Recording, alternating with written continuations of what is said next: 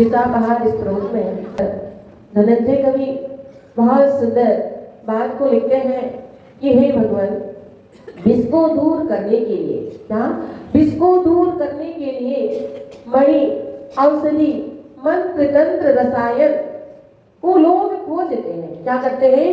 लोग खोजते हैं, भटकते हैं, पर यह नहीं जानते कि हे भगवान, जितनी भी औषधि है, मणि है, मंत्र है, तंत्र है, वह सब आप में ही है। आपके माध्यम से भी क्या हो जाता है?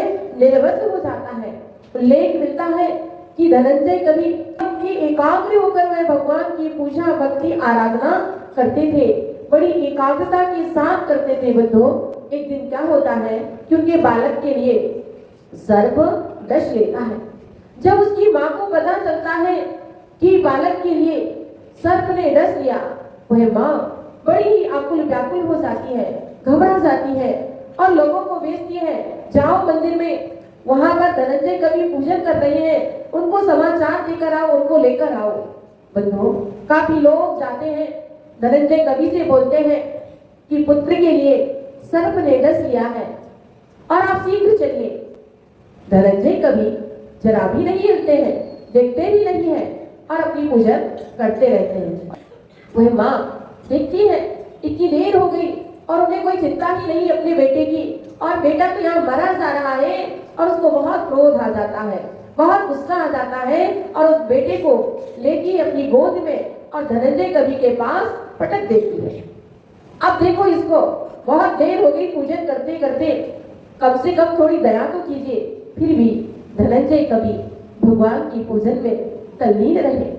सामने बालक लेटा हुआ है, फिर भी उन्होंने अपना मन उस बालक की ओर नहीं ले गए और जैसे ही उनकी पूजन पूर्ण होती है और जब पूजन पूरी हो जाती है, उसके बाद वह बालक की ओर देखते हैं।